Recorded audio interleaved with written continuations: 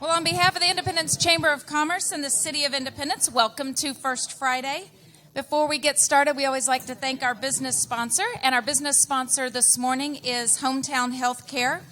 And, of course, it hasn't changed since last month. Our business sponsor is the one who pays for the great muffins and the fruit and the coffee from none other than Terry Trout and Annie Mays. So at this time, would you please welcome Hometown Healthcare's Director of Operations, John Reed. Thank you. Good morning. It's such a beautiful day out there. June 2nd, I got to drive in and watch the sun come up over the clouds in Missouri, and it was just really beautiful. I have a lot of things to say and be thankful for today. I wanted to just talk real quick about Hometown real quick. Here in Independence, Hometown Healthcare is a little company up here in Fredonia.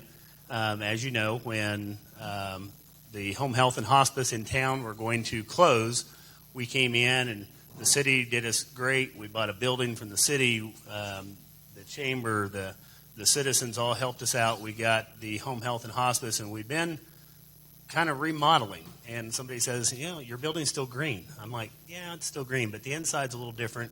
But we've been remodeling the programs. And we've been taking the programs that they had and putting with the programs that we have been running, and it is awesome. Our owner, Debbie Schinkel, is a registered nurse, and who better to take care of people than a nurse? We love our doctors, we love our PAs, our MPs, but your staff, your nurses. And so Debbie takes that to heart, and she says, I started this company to take care of friends and family. And that is what we did. Fredonia up there, I'm from Fredonia. I get to say that this is a family-owned and operated company. Debbie's the owner and the operator. I'm family. I don't usually say this. I'm the brother. I'm the one that Dad said, you really need to hire him because nobody else will. And she got stuck with me. But, no, it's great if you've worked with family. She, when she starts to yell at me, I can say, stop, I'm going to tell Mom. It worked the first couple times. Now I just say, keep yelling at me, I want a raise, so she doesn't yell at me anymore. But we have a lot of family that works for us. It's family throughout the company. We do have 6 offices now, so we're a small company that is growing. We have Debbie's daughter also works for us as a director of our patient care. She's a physician's assistant. It gives us a little different look on what we're doing in the homes. But we have, Debbie's niece works for us.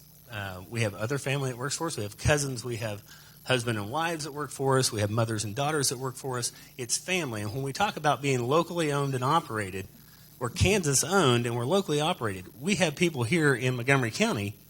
When we came here and got the home health and hospice running, we have staff all over. We have a lot of staff here in Independence, staff up by Neodesha, staff over in Cherryville, staff out in Elk City, staff down in Coffeyville. So we're taking care of everybody here in Montgomery County. This is the largest office in the company currently. Our home health has just exploded. We took that program and rebuilt it, and it is going. And our hospice program is phenomenal. We have some of the best staff that we've ever put together in the company, and our hospice staff is just there. And I talk about there. Our little slogan is hometown, there to care. And I got that from the staff because when I'm talking to my staff, they're always like, when I'm at the house, I'm there to care for this, and I'm there to care. And they're talking about, I'm here to care for that patient. And so I took that, and I'm like, all those great companies have those 3-word slogans, built Ford tough, do the do. Hometown, there to care. So when you guys think of hometown now, you can think of there to care because that's what we are. So we, like I say, we have great, I was talking about hospice. Our staff is the best. I know that they can do their job without me. I cannot do my job without them. Our field staff is some of the best. On our hospice, we've kept the program small. It's growing now. We had to get through all that red tape and change of ownership, and it's really growing. And we do surveys. We want to better what we do in the care, and so we do surveys. Every survey that our staff has got back, it's 1 to 5. 1 being terrible, we'll never invite you back. 5 being you're the greatest. They're excellent all the way through. Every one has came back 5s. So we are very proud of them and our staff. Our commitment to the communities, we're going to be here for a long time, so get used to us. I'll try to end on this. We, every year, the Kansas Commerce Commission takes nominations for the Governor's Award of Excellence. This year in 2017, there were 44 Merit Award winners. Hometown in the past has been a Merit Award winner twice. This year, Hometown was nominated again. There are 7 districts in the state of Kansas.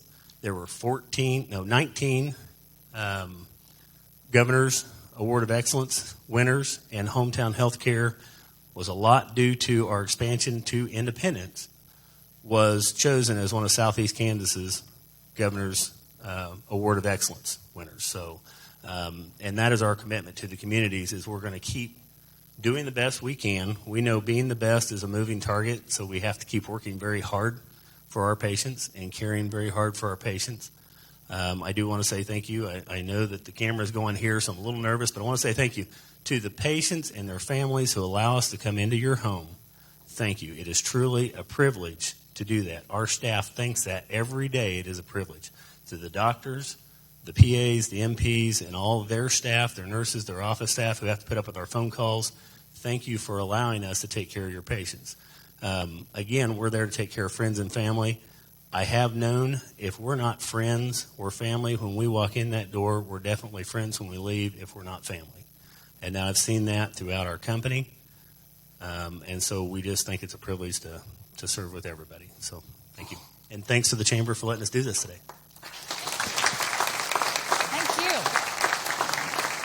We appreciate your sponsorship, and we appreciate the services that you provide to our area, so thank you.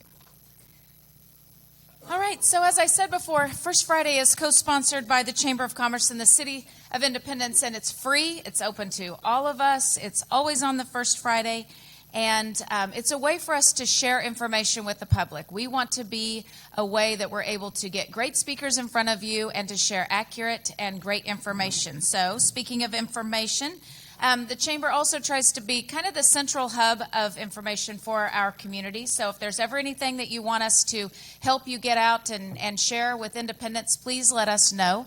On the back of your program, you're going to see a long listing of all kinds of things to do for the next 2 months. It's chocked full of information. And what I also want you to know is that if you don't have access to the community calendar on the back of a program, you're always able to get that information off of our website. You can print off the calendar on there. It's on our Facebook page. We flash a lot of our flashes on our Facebook page. Excuse me, we always keep a very thorough calendar of events. So if you're getting ready to plan something and you want to know what's going on in the community next year at that time, we'll be able to help you so that you can plan something that doesn't conflict with something else. We also send out the What's Up flyer that is just a week at a glance so that you don't have 2 months worth of information in front of you, so that you can just see what's coming up in the current week. And that's also published in the Reporter. And we do some live radio spots. We do them on Friday afternoon at about 4:50. You'll hear a live radio spot that talks about what's happening in the community over the weekend. And then I also tape a community calendar that runs 4 times a day, Monday through Friday on 3 different stations, 102.9, 94.9, and 1010 on the AM station. So there's lots of ways to hear what's going on in the community to try to make people well informed of all the great things that are happening. But if I've missed something or you want me to share something, be sure and give me a call. So I'm going to hit some highlights on your calendar, and just a few of the highlights. So you take those home and put that information in your calendar. And also, before I do this, over here at the table, there are a lot of half-page flyers that coincide with all the information that you have on the calendar. So if you want more detailed information, grab one of those, pin it up on your bulletin board, take it home, put it on your refrigerator. So the Aquatic Center opened up yesterday, so be sure and enjoy that this weekend. This weekend is going to be very busy. We have Relay for Life that will be happening. They'll kick off at 6 o'clock until midnight in the Park Oval.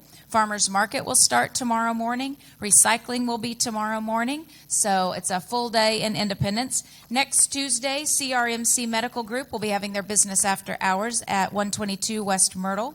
Ladies' Night will be next Tuesday at the Public Library. They're having monthly Ladies' Nights events, and you can get a flyer over at the table, like I mentioned. And also, there are a lot of library events on this calendar. So lots of books to read, book discussions, lots and lots of events. So if you don't see something you're interested in on the calendar, go to the library's website and their Facebook page, and you'll see all of their events listed as well. The summer band concerts have kicked off, so every Tuesday evening through about mid-August, Mid-Continent Band will be playing at 8 o'clock, so be sure and check that out. Something that's going to be happening next week, the 8th, 9th, and 10th, I think that's Wednesday, Thursday, Friday, the 43rd Annual American Broadhead Collectors Show will be out at ICC West. So if you're interested in broadheads, want to go check out some antique things, go on out to ICC West and check that out. They're open from 8 in the morning until 7 at night, and they're visiting our community, so we're glad they're here. Another gem that we have in Independence is the Independence Children's Summer Theater. And if you remember, last year they went from 2 productions to 3 productions, which is nothing short of amazing. Those productions are incredible. And they will be having 3 productions again. The first one will be June the 9th. And it'll be 9, 10, and 11. And then on the 16th, another 3-day production. And on the 23rd, another 3-day production. So even if you don't have a child or a grandchild in those theater productions, you should really go and check them out. But you better get there early because they always fill the house out at the William Inge Theater. The dog park's going to be having their opening on the 10th. So we're way excited about our new dog park that's happening on North Park Boulevard. And the event that our leadership class is hosting called Woofstock, and we have someone here today that will be talking about that when we're finished at our announcement time. Little House on the Prairie will be opening for Prairie Days on the 10th as well. And senior movie days are back, so if you qualify as a senior, you can go to our senior movie days on, the first one will be on June the 13th, and that's at 10 o'clock in the morning, and the first showing is going to be Harvey. And so it's free, but bring money for your popcorn and your pop. And then All Wheels Night will be happening again in downtown Independence. It's always the third Friday, so that would be June the 16th from 6 to 8. So you'll have to go check that out as well. And lastly, I want to make sure everybody gets our downtown movie nights on your calendars. Those are always the last Saturday of the summer months, June, July, August, and September. And the first time frame you need to remember is 8 o'clock is pre-show, and the movie is at 9. Those times change throughout the summer because the sunsets are different throughout the summer. So here are our movies. The first one will be Sing. The second will be Moana, complete Polynesian Hawaiian theme. The third one we haven't picked yet, so if you have a preference, be sure and let me know. It's either going to be Storks or Finding Dory. And our last one will be The Secret Life of Pets. Those are all great summer movies, great for the family. We have a lot of sponsorships. We have a lot of activities planned. And if you have something that you have an idea for an activity and you want to participate, be sure and let us know. We would glad to have you on board and help us out. So that wraps up the community events. Like I said, if there's something that I've forgotten or if I've gotten it wrong, be sure and let me know. And then on your tables, you'll see comment cards. We always have those out, and I always get about 10 or 15 really good ideas. That's how we always come up with the speakers. So be sure, and if you have a suggestion or a comment, to fill out those comment cards and just leave them on the table, and we'll pick them up when we're done. This is a relaxed event, so if you want more coffee, I see some more muffins over there, another bottle of water. You can hop up and get that, but we are going to go ahead and start with our speakers. We have 4 great speakers today, and our first one is going to inform us all about the great things that are happening in downtown Independence regarding housing and buildings and some other building additions going up in our community, and an update on, I think, one of our parks that's popping up. So at this time, please welcome April Nutt, the Director of our Housing Authority.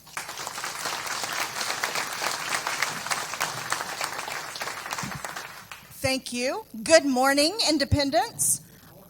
Good morning. I was met today, only in Independence, Kansas. I was met today as I came, always a little late, if you know me, I'm always fashionably late, with a gentleman who's getting married today.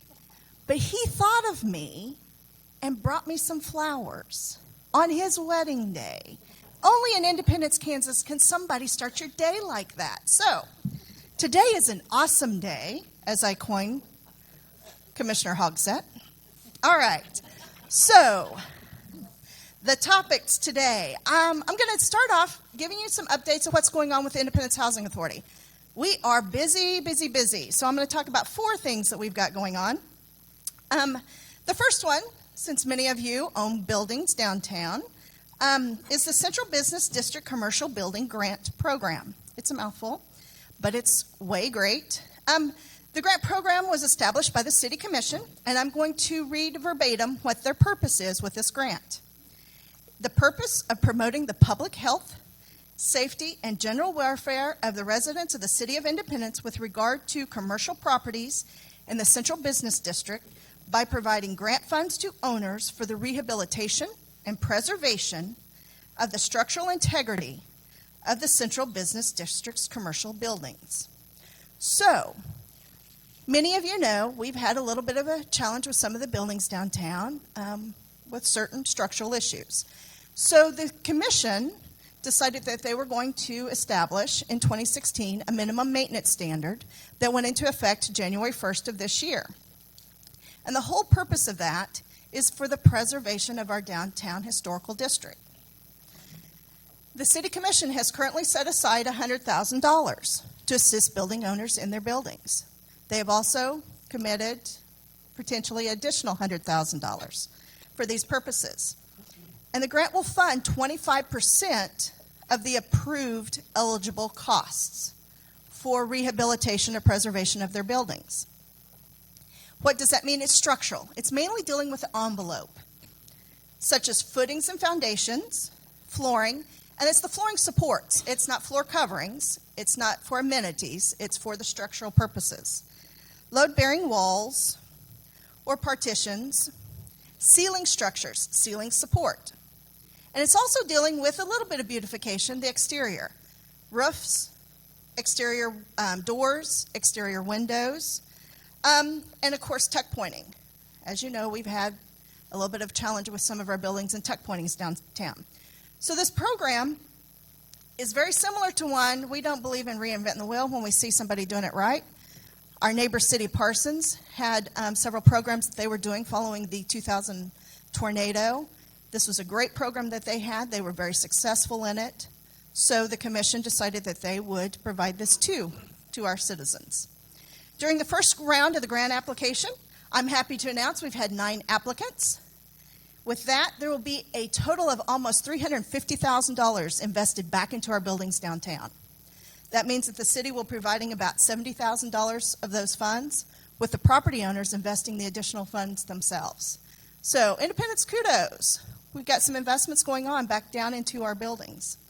The main requests were for roof replacement, tuck pointing, and window replacements, as well as we did have a few that were requesting for foundation stabilization. So we think that the 9 applicants are on their way. We have approved 4 of those. The additional 5, we've requested additional information from them due to the fact that it is a historical downtown. We do have a historical designation. So there's certain improvements that have to go before the Kansas State Historical Society before we can make sure that we're using the right materials, doing the right things to preserve our historical buildings. So those owners are graciously working with us to get those approvals, and hopefully soon we'll approve the final 5. With that said, our office has been contacted by 6 additional building owners or building prospective buyers who have an interest in additional grant funds. So we'll see how this round goes. Commissioners, maybe put on notice. We may be coming back for your consideration of a round 2. So I'm excited that we have a lot of participation in this, and we have a lot of good things going on in our downtown Independence. All right, I'm going to whet your appetite on something that kind of goes along with that, but it's something that the Independence Housing Authority is sponsoring, and that's the Upper Story Grant Program. I've got to go through a lot of building inspections lately. Oh my gosh, people, we need to have a tour of the upper stories of downtown Independence. They're time capsules. It's amazing to see what's up there and just the craftsmanship of our forefathers. It's It's one of my perks of the job I love. With that said, we are providing grant funds to assist building owners who would like to restore the existing apartments or transform apartments in their upper stories. I'm not going to go into a great deal. It might be a future First Friday. I have awesome pictures to show if you're so inclined.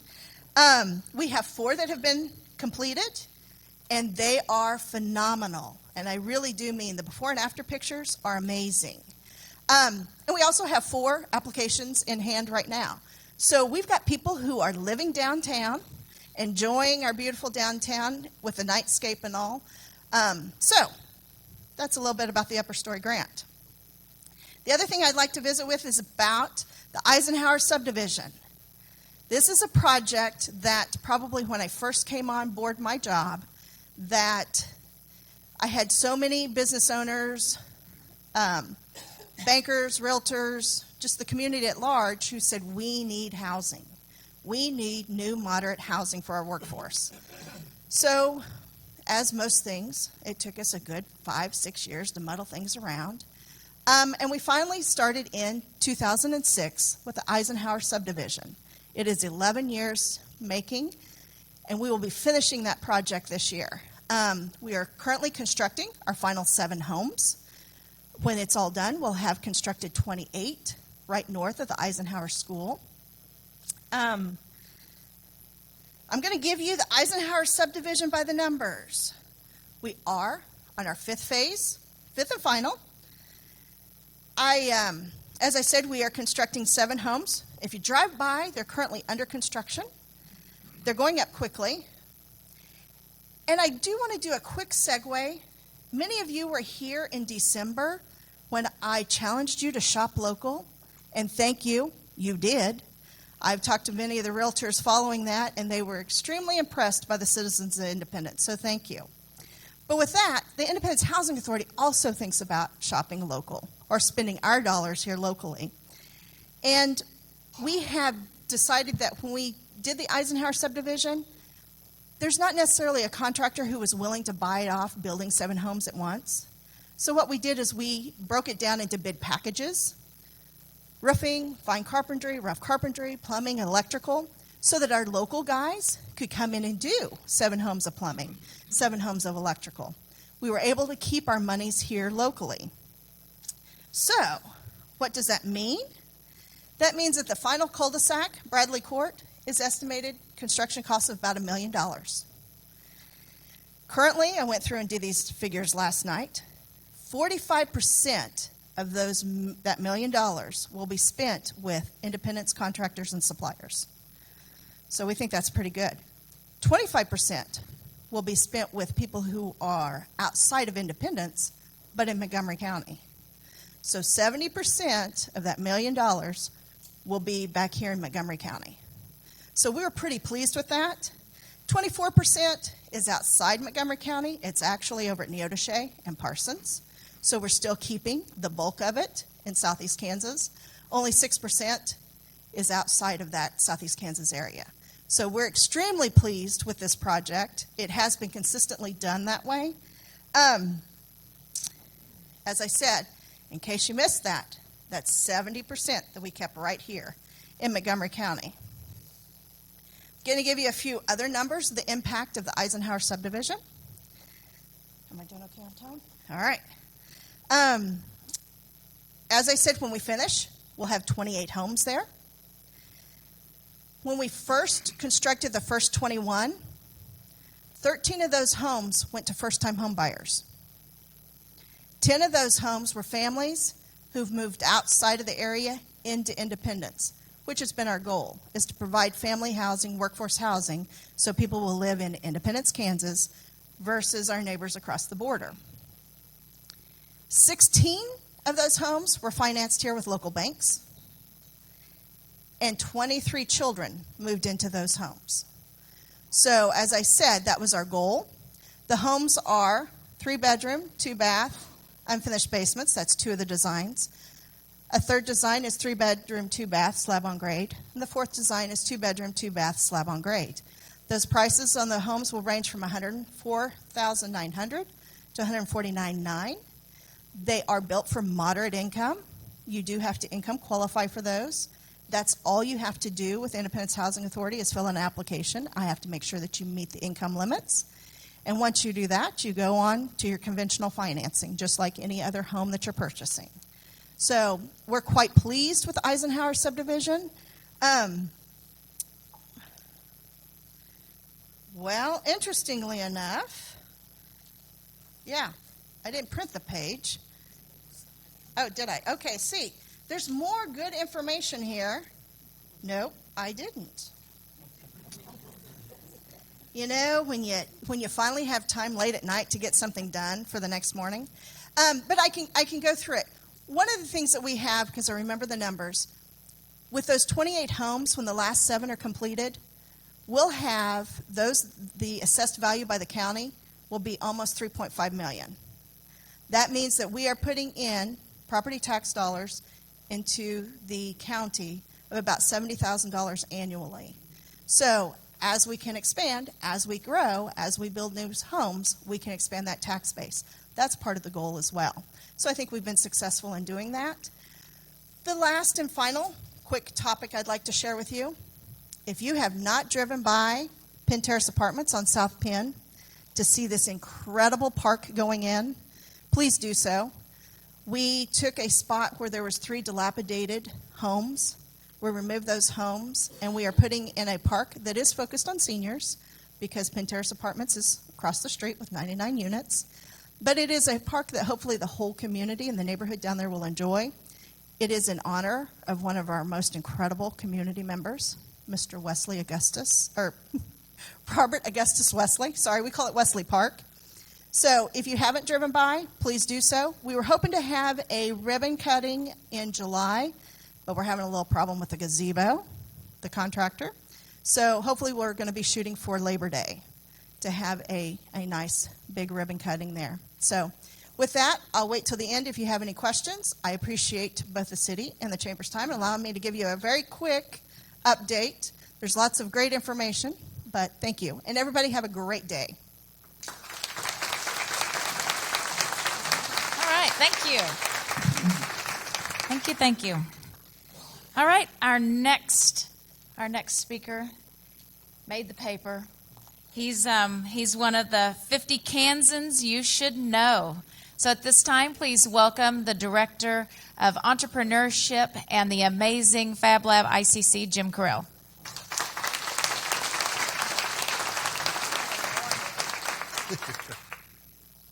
Good morning. It is a great day. Every day is great at the FabLab. I've actually got 14 points to cover, and last time I did this, I did them rapid fire, so hang on. It's going to be rapid fire. A reminder that FabLab is a community and regional resource. It's open to the community, and we have community memberships for as little as $100 a year, and you can come in there and learn how to make stuff on all our equipment. I put this up here because about 12 people from K-State Salina came to FabLab last month specifically to look at our model, and they're trying to set up a community FabLab in Salina, and they wanted to kind of see how we were doing things. So 3 of them actually came in an airplane. So our model is ending up being not copied exactly, but at least sought out by other people around the country to get ideas on how to start makerspaces. So we're pretty proud of that. Hit the right button. So next Wednesday on the 7th, I'm going to do a cover letter seminar. And that may seem a little bit strange for a FabLab entrepreneur guy to do a cover letter seminar, but I think that when people are looking for jobs, they need to think in terms of solving a problem for the employer that they're applying to, which is what we talk about in entrepreneurship. And I don't think very many people are very good at writing their cover letters in a way that demonstrates how they will solve the problems of their potential employer. So we're going to take a stab at this. I might have 2 people, I might have 10, I don't know, but hopefully they'll be better at doing a cover letter when they get done. The FabLab and Greenbush are going together this year to do boot camps. Last summer, Tim and I did them, and we capped it off at 12 kids, and that filled up in about 3 hours. So this year we have a total of 6 one-week-long morning camps ranging for kids in age from 4th and 5th grade through middle school and through high school. and with a total capacity of 144 kids, and Greenbush is kind of helping come up with some teachers and some resources so that we can hopefully deal with all those kids.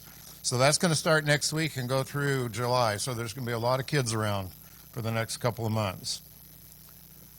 This is kind of big news. Weight Watchers in Independence has been meeting down the hall from Anna Mae's, and there's been 40 and 42 people attending, and if you've been in the meeting room in the back of the building, it's not really big enough for that many people.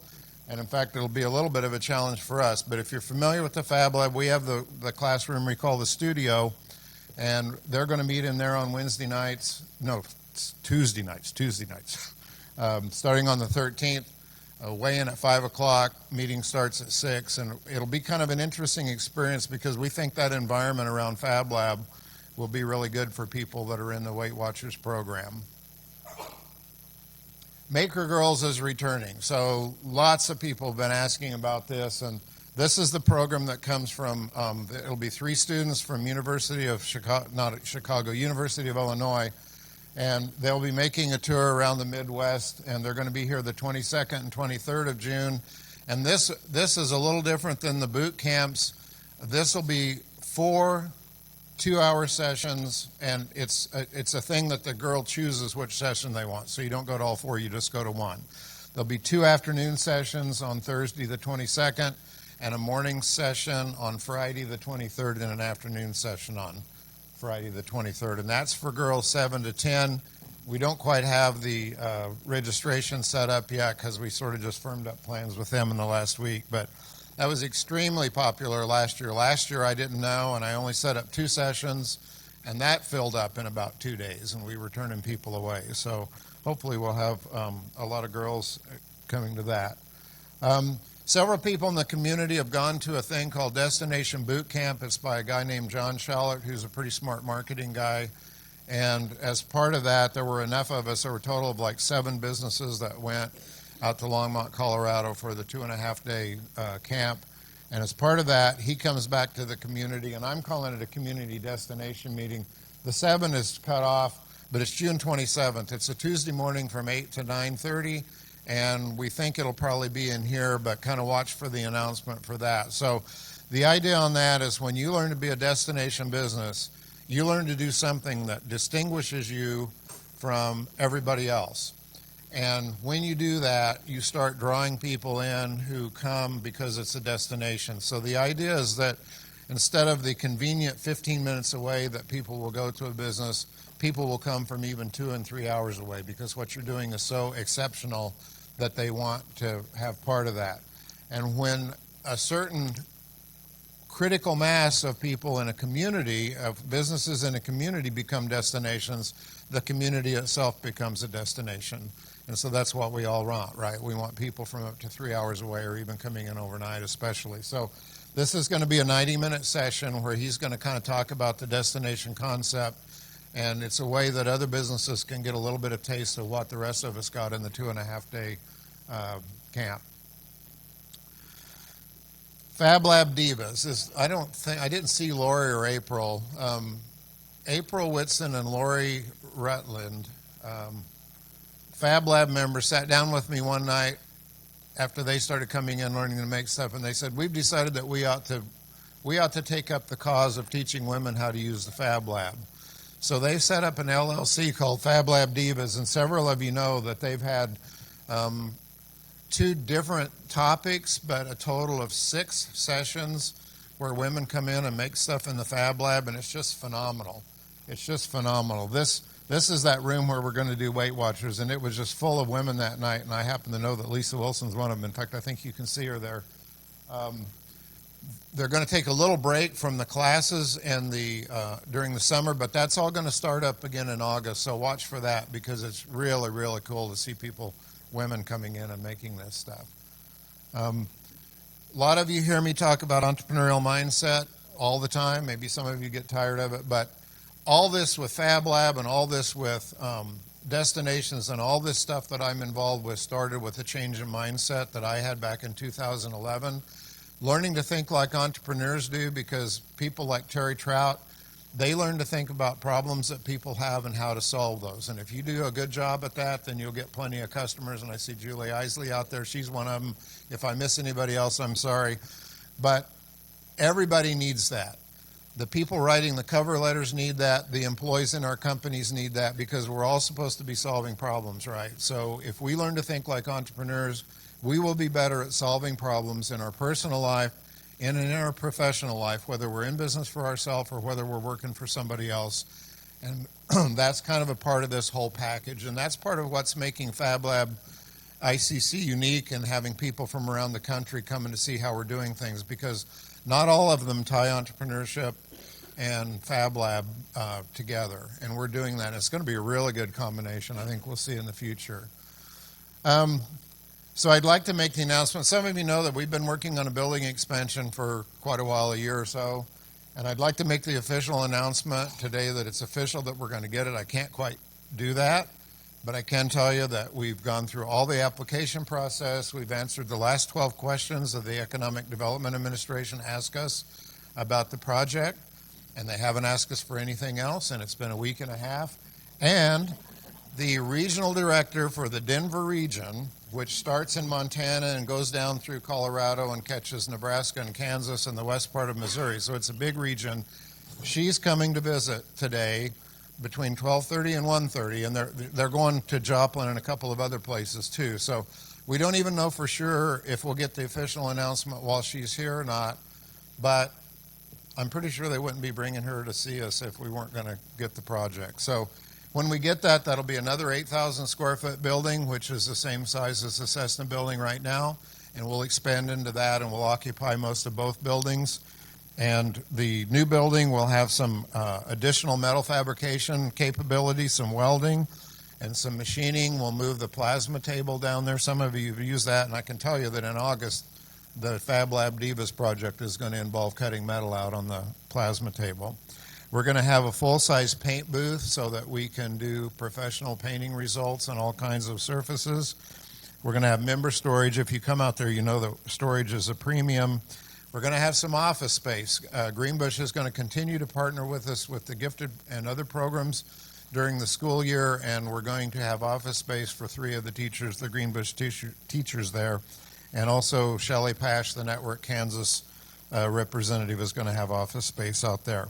We're going to have what's called an entrepreneurial bullpen, entrepreneurs bullpen, which is kind of an incubator type of a place where new business owners and people that are planning new businesses can rent space for a reasonable amount and have 24/7 access to an open collaboration space where they can collaborate with each other while they're working on their own businesses.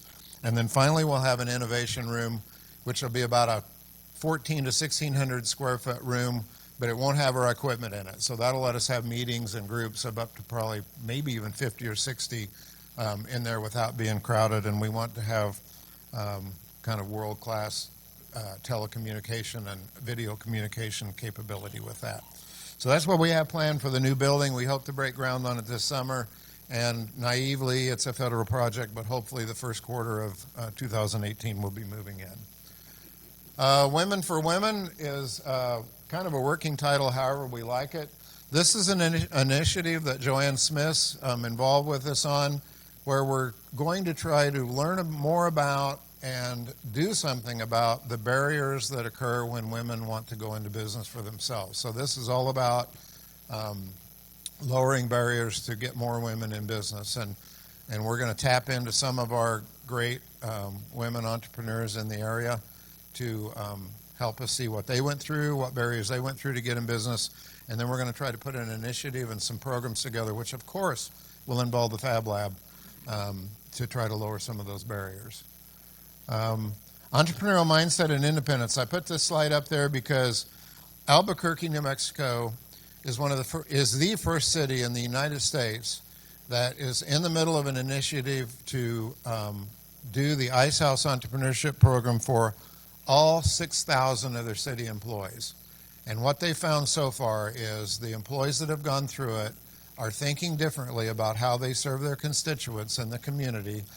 The mayor and the people that run the city are starting to get compliments from the citizens about how differently the employees are with them, and the employees that have been through the training are starting to be promoted faster than the other employees working for the city. So we've just started talking to Independence, and we want to get with Craig as soon as we can, the new city manager, and see if we can do an initiative to have the independent city employees go through kind of a crash mindset course. I threw this up here. Growth Accelerator is kind of our brand name for a program to help entrepreneurs and small business owners grow, and it's a set of tools to do that. I threw the picture up there because Joanne actually made that for a customer. Joanne Smith actually made that for a customer, and I'm guessing a month ago she hadn't even been back at the plasma table, and so in that month she made that. It's cut out of aluminum. It didn't turn out like we thought it was going to at first. It turned out much better. It's you can't tell it in the picture, but it's the painted pieces, and they're set out from that silver background metal by a half-inch spacer, and it's just stunning. You can kind of see how it looks as a memorial. That's what the customer wanted, was this thing to put on in their cemetery plot. I wanted to plug a pre-engineering class called Intro to Engineering and Design that'll start in August. Lee Can Ramoni will be teaching it, and he will be incorporating FabLab into that. So imagine 2 years of engineering at a community college where the kids actually know how to make something. And it's really something when you get an engineer that actually can make something with their hands. Finally, I want to say, sorry. We don't have any here. Our engineers here are all good, but I'm telling you, I've lived in other towns where there are engineers that don't know how to make anything with their hands, and there's nothing more dangerous. So we are looking for volunteers.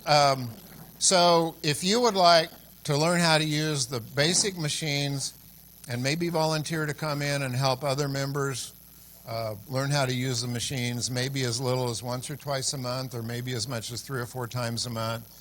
Flexible schedules. We'd love to hear from you. If you heard anything I talked about today that you'd like to know more about, if you can read that, that's fine. If you call out to the college, I'm pretty sure they'll know how to get a hold of us. So thank you very much.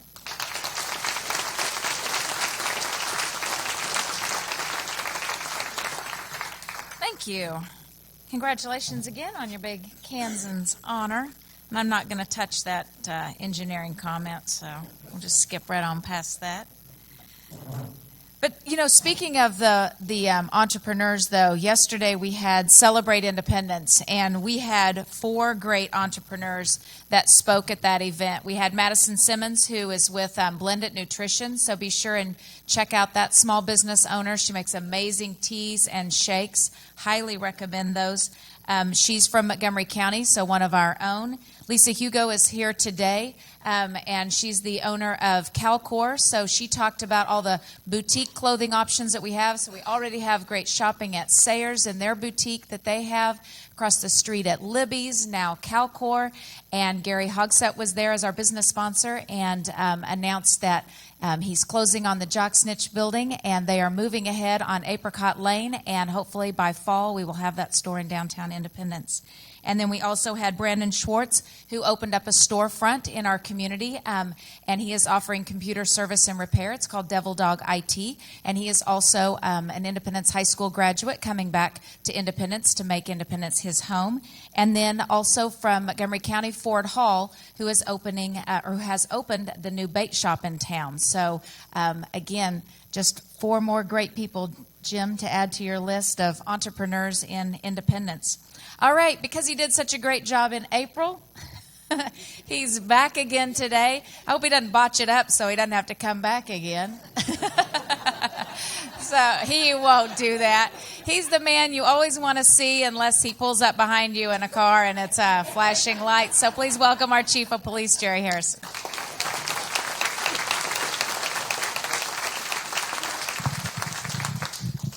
You're still getting lampooned.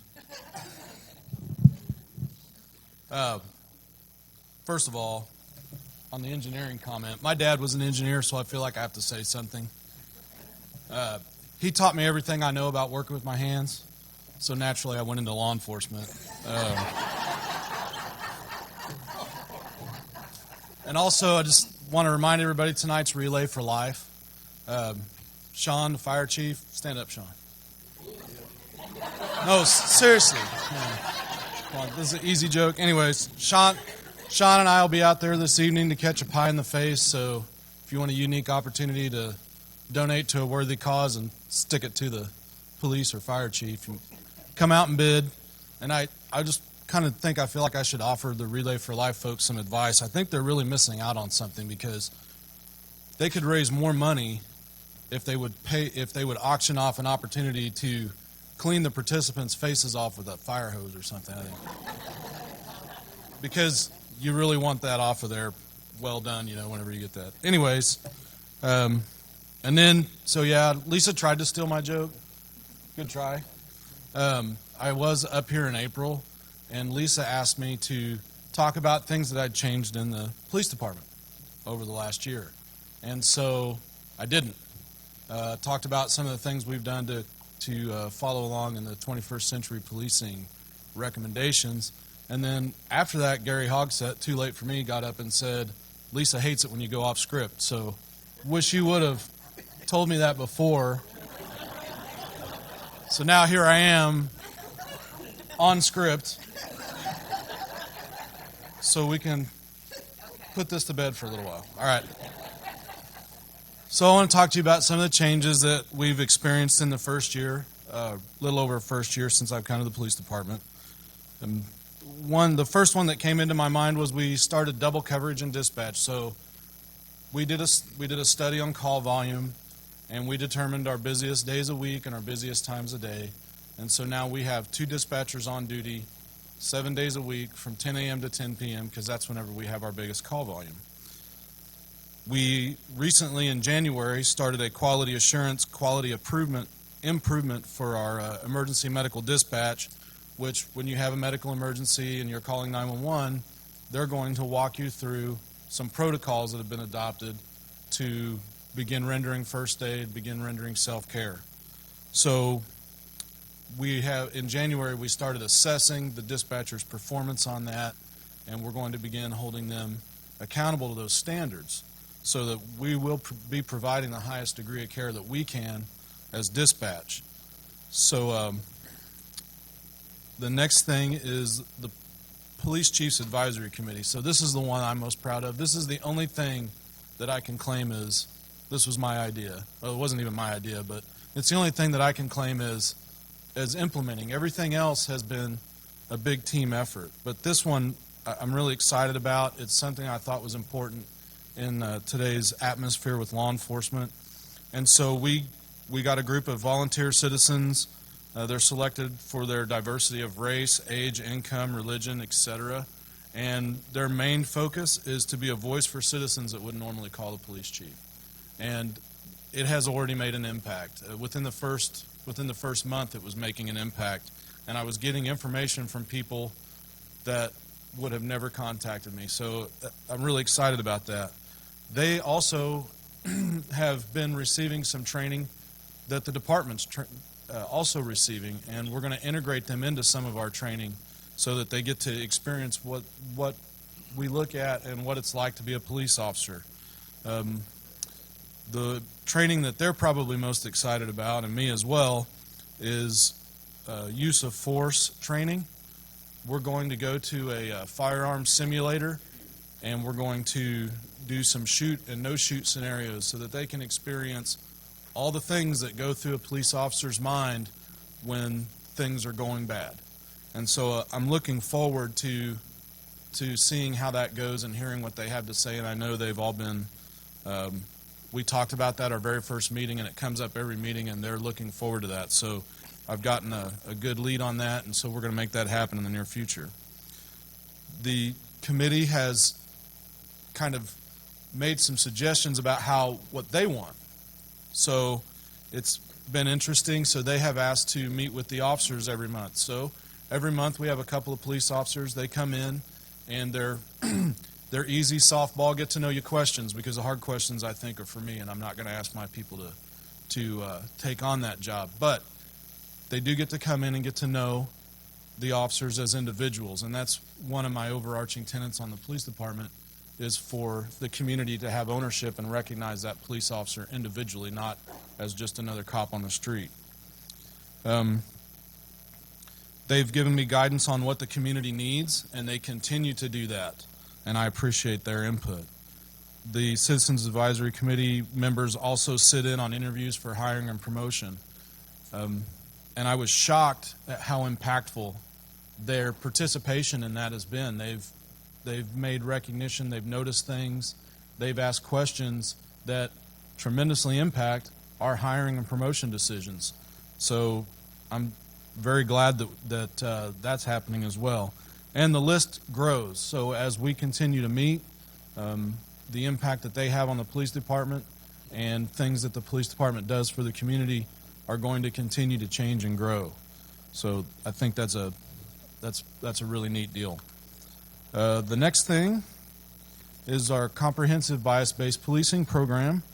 So this has also been a project that the Police Chiefs Advisory Committee has been helping with, and the State Attorney General's office came down and gave the committee some training, gave me some training, and so we're working through that. Some of the things that are going to be in that are we track traffic stops, searches, complaints, use of force, arrest, and asset forfeiture information will be tracked or is being tracked by race and gender.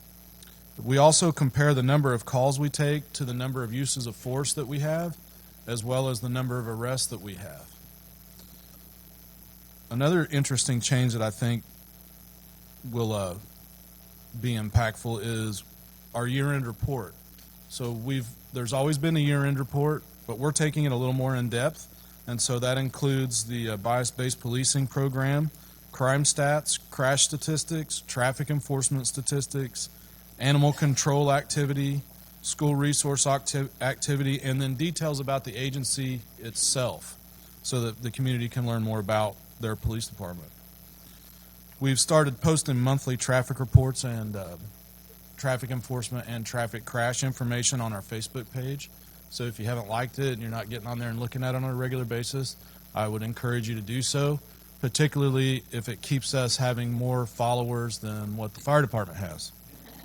So that's actually the only goal I have with Facebook, is to have more followers than Sean. No, I'm just kidding. Last summer, something that impacted the area at large that we serve as dispatch is our 911 Next Gen was installed, and that's been it's been a great change. It's helped us to be able to locate people much more precisely, particularly with the cell phone calls. We promoted 3 sergeants in December, and they are learning and growing in their positions, and it's made my job a little bit easier to have leaders in that position that have the authority to make decisions and take action, and it's good to see people grow professionally.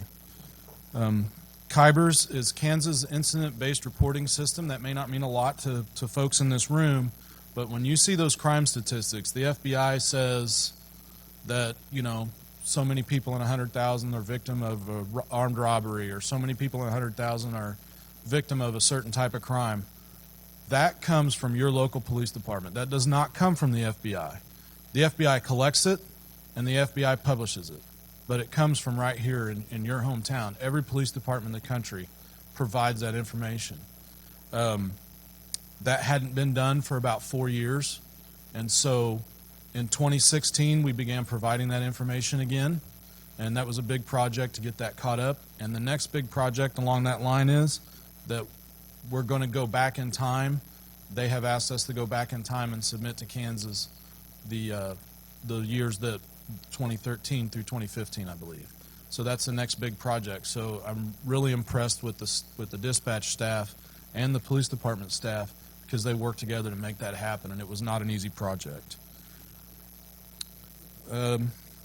Operation Bicycle. Does anybody remember Operation Bicycle? She named it, so don't hold me accountable for the name. But last summer, the sheriff's office came to me and they said, "Hey, we need you to get these bicycles out of our storage space that they share with us, because we need some more storage space." So I went to Lisa and I said, there's got to be something good we can do with these bikes. So she got me in touch with several people around town, some of the instrumental players in that. Well, first of all, through Operation Bicycle, just so you know, 92 bicycles were distributed to kids that probably wouldn't have gotten a bicycle last Christmas. And they were distributed in Caney, Independence, Elk City, and Cherryville. So it wasn't just, it had a broader impact. So how did we make this happen? We got an ordinance approved by the City Commission to donate those bikes. We got efforts of Independence police officers to document and research all those bicycles so that we could make sure we were releasing property that it was appropriate to release and not property that we needed to hang on to. And then Jerry Bright with Community Mission for Improved Housing helped provide labor and delivery, not like babies, but like the bicycles to the young. Anyways, Chris Mitchell with Home Sweet Home. I saw him earlier. I don't see him now. Chris Mitchell with Home Sweet Home. His organization provided the labor to work on the bikes. Gary Hogsett provided an area for them to work in. Greer Electric also helped them out. So I'm very grateful to those people. That's a pretty neat project. I'm glad to be a part of that. And then finally, Chiefs Chats. I started those when I got here last year, meeting with people in various businesses, and so I'm going to keep that going. It's kind of fallen to the back, but we're going to do it every quarter. So look for that announcement to be coming up soon. And also this department has started participating in the Diversity Task Force and the Community Relations Committee, and those conversations are not always easy, but they're very mind open to me. They present another side that most of us probably don't think about, what it's like for someone else and the position that they're in a situation. So that's helped open my eyes and other officers' eyes that have gone to those meetings. So I'm glad to be a part of that. And then I'm going to talk about something. Probably most of you know that it's not been the best week at the police department. We had an unfortunate incident happen this week. And the only reason I bring it up is because, when some people make a mistake in their job or things don't go well in your job, how many times does it make the newspaper? And, when we have something that the public doesn't like happen, it gets in the newspaper just about every time. And I'm not mad at you. And I'm not mad at anybody. And I believe that the press is there as a watchdog for the public, and I respect that job. The only reason I bring it up, though, is because there has been some very unreasonable things said on social media, threatening the officer individually, threatening his family, his pets, his property. And I would ask that, whatever your opinion is on that, I would just ask that you would be patient and give Independence Police Department the opportunity to do the right thing, and give the Sheriff's Department the opportunity to do the right thing. We're investigating this. We take these things seriously. And, we are going to look into it, and we are going to take whatever action is appropriate based on the results of the investigations. These things do take time, and when the investigation is complete, we will release information that's appropriate to release to the public. The reason I bring this up is because integrity, at the Kansas Law Enforcement Training Center, there is a great big giant sign, and it says integrity is the basis of public trust. And as I watch things unfold around the nation with police departments interacting with their communities, it truly is the basis for public trust.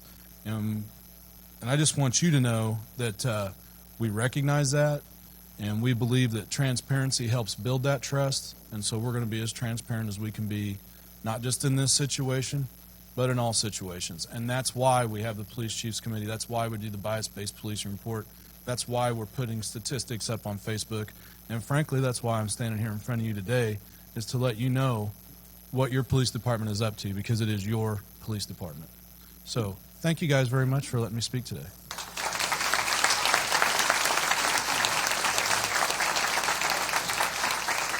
Thank you.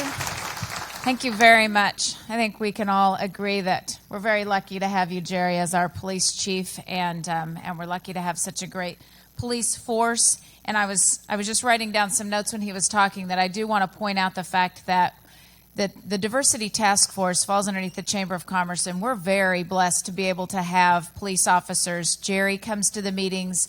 Captain Lisa Helkenberg is involved in that as well, and that is one other way to demonstrate their commitment to our community. They're developing through the Diversity Task Force those trading cards to be able to build relationships with our youth, which is very important. And I wrote down the word transparency before you even spoke it at the end, and I appreciate the police department's transparency, their willingness to get up in front of an audience of 100 people and it be broadcast on TV, and their willingness to have chief chats, and their willingness to have all of the committees and the meetings that they have and be able to come before us and to talk about the tough topics that we're faced with, but more importantly, the integrity and the transparency that we're fortunate enough to have in our police department. So with that, I thank you for that. And on a lighter note, if you're looking to build your Facebook page, Jerry, then I suggest that at movie night, when Sean brings his firemen down and you have your policemen down for the dance-off, I forgot to mention that, we're going to have a little dance-off at movie night, so be sure and be there. I'm sure it will build.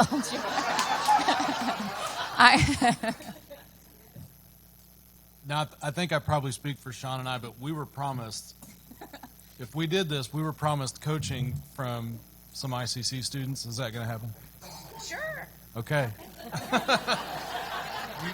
You don't want me to wing this. Okay. I think there's going to be hundreds and hundreds of people down there for that showing. So we look forward to that. All right, we have one more speaker. Our speakers are always great, but today I think possibly we might have saved not necessarily the best for last, but the newest for last. It's always great to hear from one of our major employers in town. We love the fact that we have Textron Aviation in Independence. They have put us on the map. We're thankful for all that they do for our community. And we have an employee of Textron here to speak to us who tells me he's been with the company for 21 years, but he has only been in Independence for 6 months. So please welcome our newest community member, quite possibly, Andrew Perry.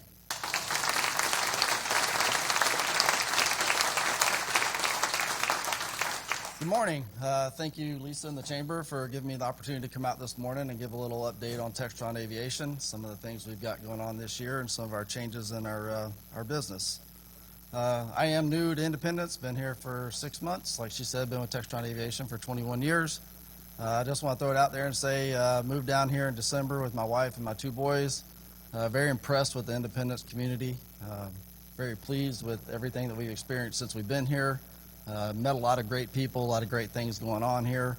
We're very impressed at how often we notice there just seems to always be something to do.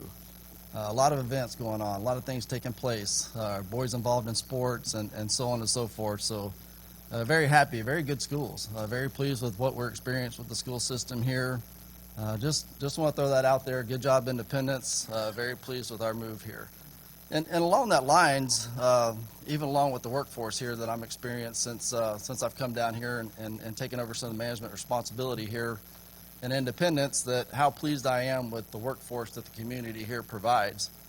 Great workers, great attitudes, very dedicated, very proud of the product that they produce. It's been a very refreshing change for me, making the transition from Wichita down here to Independence and everything I'm dealing with on a daily basis. So really appreciate that. Textron Independence, absolutely great place to work.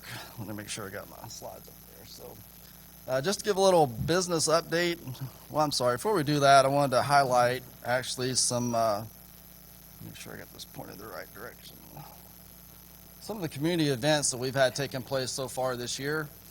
For 2017, we've been participating in multiple school career days throughout the community, not just Independence. We've been out as far as Sedan. We're going to Neodesha, all over the place. And I just got to say, the kids really love it when the pilots show up. Pilots in their flight suit show up for the career day. It's been a big hit, so that's been well received. We participated in Bowl for Kids' Sake for the Big Brothers Big Sisters here in Montgomery County. We raised over $5,000 with that event, so we thought that was a great success. And we even did some additional fundraisers for Big Brothers Big Sisters as well. I'm sure many of you know Jamal Lowry. That's him in the bunny suit there. We had a little competition for whoever had the most money raised against them to have to wear the bunny suit for the day, go around and hand out candy all day. And Jamal was the big winner.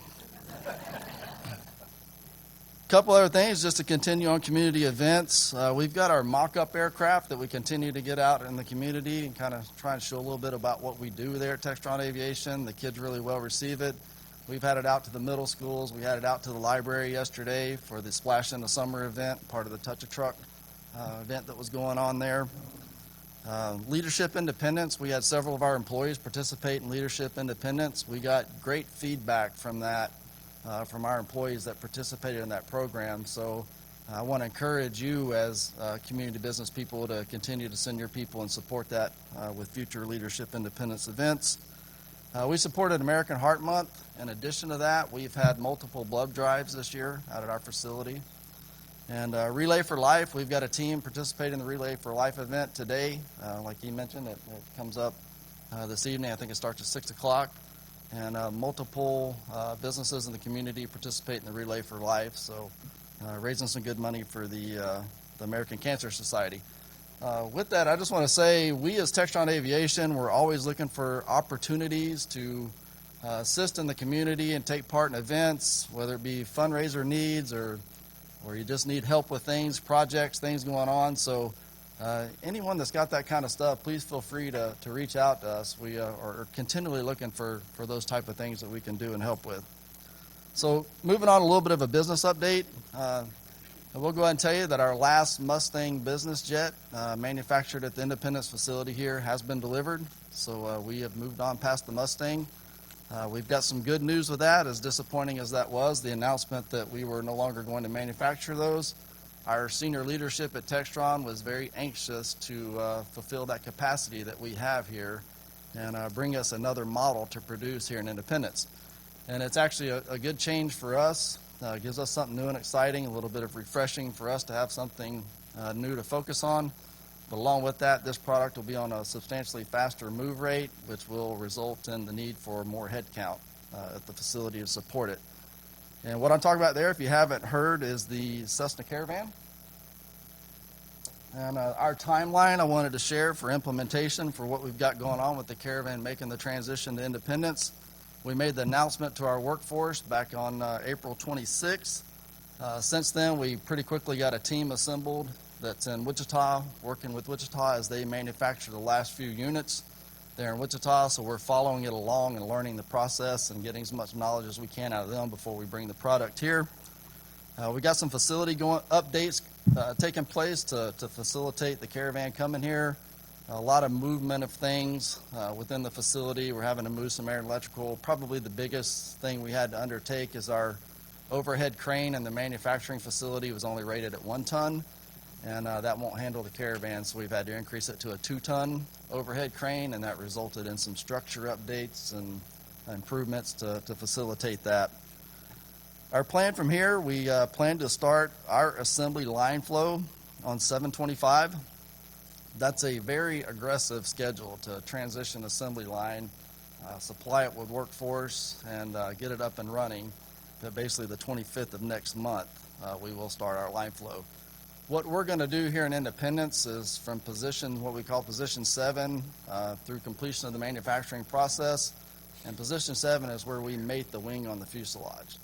So we will receive a completed wing assembly and a completed fuselage assembly in Independence. We put those two together, then we move it down the assembly line, install all the rigging controls, engine assembly, and complete the interiors, paint job, flight testing. And most importantly, we will complete the customer deliveries here in Independence, because that was a topic of conversation early on with this transition. And one of the things that was being considered is us building the Caravan here in Independence and then transporting it to Wichita and doing the final customer delivery in Wichita. We kind of fought for that, and we won, and the Caravan is going to be delivered here in Independence, so that brings all the customers here to Independence to take delivery of their aircraft. So we were very pleased with that. The first unit we're going to produce here in Independence will come out of the factory early October. We plan on it flying by the end of October, and it will be complete and ready for delivery to the customer by December 4th, and we plan to deliver 3 units this year before December is over with. We start out on kind of a ramp up with this, where we build them on a slower rate, and as we learn and get staffed, we increase the rate. Just to let you know where we'll be heading into next year, we plan on this getting on a 22-hour line rate. And if you're not familiar with our line rates, what that means is we base a line rate on a 40-hour work week. So if I was to tell you an airplane was on a 40-hour rate, that means one would come out a week. We'd produce one a week, or a 20-hour rate would be 2 a week. So the Caravan will get up to a 22-hour line rate, so almost 2 units a week. It's a great product, very well received in the industry, and a very popular, good-selling aircraft. So if you don't know what a Caravan is, I wanted to just share a little bit of information about what we're bringing here. As far as a Caravan, there's actually 2 models of Caravan. It's a Model 208 Caravan, but we also produce a 208B Grand Caravan. It's a little bit larger, longer version. It's 4 foot longer, a little bit more carrying capacity, and a few additional options. As far as the Caravan, it's not a new product. The prototype for this aircraft first flew as I got there in 1982. It's been produced for over 30 years. There are actually over 2,500 of these aircraft out flying in the world today, and they've amassed over 13 million flight hours with the Caravan. It's primarily used kind of a short-range regional airline type aircraft, and also a cargo carrying aircraft. Aircraft is certified in over 100 countries, so it currently operates in over 100 countries around the world. Just to give you an idea, I put a range map in there just to show you kind of the capability of the airplane. If you were to operate one out of Kansas, that's basically about how far you could fly with it on a single tank of gas. Picture there the amphibious version. That's another popular model for us, or option for us, that we can provide the customers the ability to take off and land on water. So you might see a few of those buzzing around the area. So the Grand Caravan, as I mentioned, is the 208B. So there's actually 2 models of it that we'll produce here. What you get there, like I said, 4 foot longer than the standard Caravan. It comes with the cargo pod standard, which is the belly cargo pod, which a lot of the airliners utilize that. And just for the guys in the room, if you're curious, it's powered by a turbine engine that runs a propeller through a reduction gearbox, and that engine produces 867 shaft horsepower. Just thought I'd throw that out there.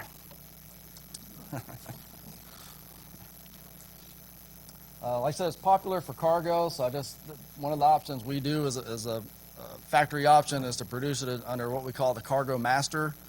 So those type units come with a wood flooring inside. They're set up for cargo hauling. They don't have windows. Special cargo door on the back of the airplane. So, like I said, great product. It fits multiple roles, used throughout the world, and continues to sell very well. So we're very excited about having it here. And just to give you an idea of the size, that's our 14-seat configuration that a typical person using this as an air carrier would set their Caravan up for. So just to give you an idea, it's actually a pretty good-sized airplane. Just to give you an idea, when I stand under the wing of the airplane, I can't touch the wing. It's that tall. So pretty good-sized plane.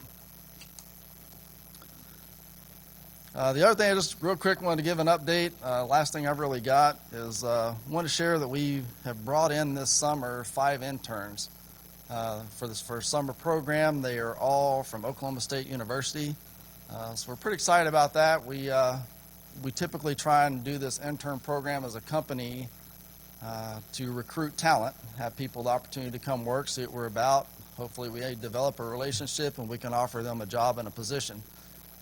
So these guys being from Oklahoma State, or guys and gals being from Oklahoma State, they're somewhat regional. from the area, so we like that.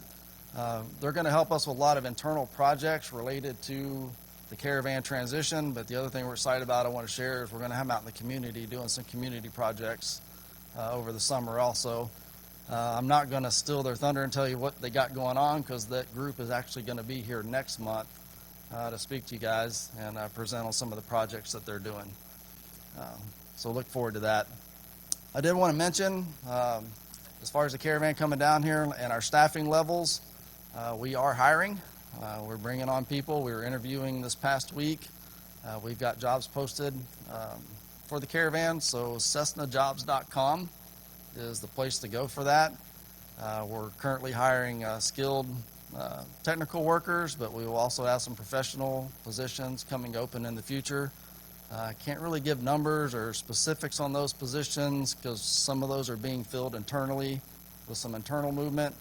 And after we sort out that, we'll kind of know exact numbers of what we need to bring in for new hires. But we do know we're definitely going to hire a substantial amount of workforce to support this model. And like I said, that's taking place now. I also want to throw out there, if you're intimidated or Textron Aviation, I don't know anything about airplanes, just to put the word out there, you actually don't have to. We hire entry-level positions. We have our own training system that we call SOJT. It's structured on-the-job training. Any new hire people we bring in for like a sheet metal assembler type position, we have a 4-week training class that we put on ourselves here at the facility. We have our own capability to do that and a trainer. So we bring people in, we train them, we develop the skill set, structured on-the-job program for that. So we're looking for people. We need people. So if you know somebody that's looking for employment, please send them our way. Like I said, CessnaJobs.com. It's the place to go for that. So thank you very much.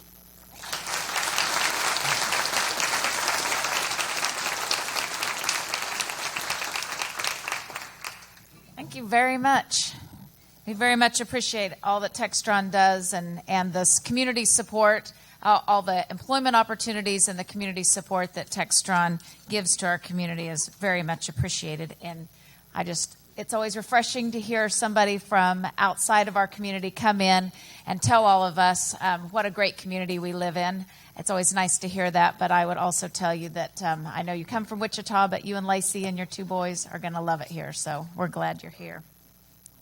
Well, we have some announcements, and I want to make sure that I give them time to come up in front and share with you a little bit about some other things that are happening in the community. So, Dave Cowan, you want to make your way up here, and then the Newalla crew you can follow. So you can come right up here if you want to. The public safety departments, Jerry, Sean, police, fire, and EMS would like to thank this group for your support and our dinner. The sorority group, Lisa, all of it. Lisa told me today that day this group gave a majority of the money. But we appreciate your support. As Jerry said, working in government, police, fire, and EMS, it's hard to get employees. With social media now and the stress and everything that's going on in the world, we really appreciate your support. And we thank you for that dinner. Thank you.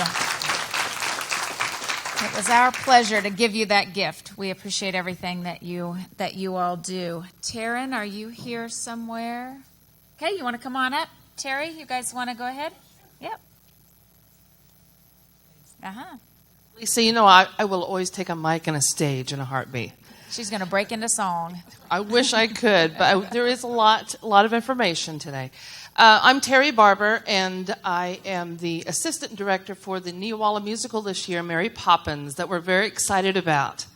And Janet Demo is here with us today also. She said, Terry, I'll be your moral support, because I'm not a speaker, but I can sing all day to you. She came along also because we have some flyers we'd like to give out today about auditions that are coming up just right around the corner. June 21st and 22nd will be the adult auditions. And, of course, there are some children in this show this year as well, and their auditions will be June 28th. Now, you can certainly find all this information on Newalla.com. And the audition material is there, as well as the audition form. And but guys, there's it's a great show, and everybody is familiar with the movie, but the stage version, typically as they is a little different. And there's actually 22 principal roles in this show, so there's plenty of room for everyone that would like to audition. And there is, of course, an ensemble as well. Something very important that we would like to stress this year is, I've been in 18 of the productions, Neowalla productions. A lot of people have been in a lot of them. But something that I kept hearing through the years are people that would like to be involved, but they don't know how. They don't know what to do to get involved. And the website has really opened up the applications, and also you can go on there and let us know what you'd be interested in participating in. But still, word of mouth is the best way to get the information out. So, all this to say, we are putting a big stress on trying to get people involved that haven't typically been involved with Neowalla. So please help get the word out. And there's a lot of wonderful people on board already. Of course, I didn't mention that Barb Blackert, she lives over in just a hop, skip, and a jump over in Deering. Most of you know the Blackert name by Hardy Blackert, who works out at the college. It's actually his wife, and he's on board as well. And just want to mention a few names. Of course, Barb Blackert, Jay Jones and Janet Demo are actually our producers. And then we have Dawn Farthing on board, Lorraine Emmett, Teresa Fairbanks, Renee Hines, and of course, Miss Leah Shepard. I don't know if you have a defined title yet, but you're always so involved, and we appreciate your help. We really do. Okay, so, Leah, I looked at you, and I get so caught up in you, darling, that I just forgot how I was going to end this. Okay, I'm sorry. Lisa, you really have to take it away from me, because I will stand up here forever. But please grab a flyer on the way out, and help us make this practically perfect in every way this year. The Mary Poppins Neowalla show will be October 21st, 22nd, and 23rd. Thank you so much. Thank you. And she's right. I want to encourage everybody to get involved. There is a spot on the website where you can, is that right, Lisa? Where you can go on the website and you can fill out a volunteer form. So if you hear of somebody who's new to the community or somebody who's lived here all their life and they want to get involved, encourage them to go onto the website, fill that out, and then someone will reach out to them and we can build our volunteer base even more. So Taryn, you're up next. She's going to talk to us about the dog park. Give us a little bit, a few more details about that. My name's Taryn, and I was in the Leadership Independence class this year. Our project was the dog park and opening event, and I just wanted to kind of, on behalf of the class, invite everyone and let you know that it's going to be a really fun day. We are going to have a great band out there playing. We're going to have some speakers and people talking, doing presentations about dog bite prevention and some other things like that. And it will be a really fun day. We're going to have great food, and we just want to really have a good turnout. We have a Facebook event page, so if you happen to see that, maybe share it or invite friends from your friends' lists to get that out there, because we really want to have a good turnout for this. And also bring your dogs, and it'll be a really great day. Thank you. 10 to 2, right? Yep. 10 to 2, and lots of fun activities out there. And I think even if you're one of the first few people to attend, you're going to get some special gifts as well. Does anybody else have any shout-outs they want to give? Yep. Okay. Okay. Really short. As Jerry said, we have people that their job, they make one little mistake and they end up on the front page of the paper, which is a tough position to be in. And that's never worse than for our city manager. Our new city manager will be here next week. He will be starting work, I think, Thursday. Isn't that right, Kelly? Mm-hmm. His family will not be here for a couple more months because they aren't closing on the house yet. So I would ask you to reach out to the guy, Craig Whitehead. You know the three commissioners never agree on anything. When we sat down with these 47 applications, I thought there's no way we're ever going to pick one. But when it came down to it, the three of us all said, this guy is perfect for the city. He's got the most experience of anybody that applied. He's just thrilled to be in Independence, very, very excited to be here. Craig Whitehead, I would ask you to personally reach out because it is a very tough position. You know he's going to be taking a lot of heat very quickly. Call the guy up, call City Hall and say, hey, can I take you to lunch? Can I take you to dinner? Take you for a cup of coffee? It really means a lot to somebody in that position when the community reaches out to him. So I'd really challenge each of you to do that if you would. Thanks so much. Thank you. Anybody else? I know.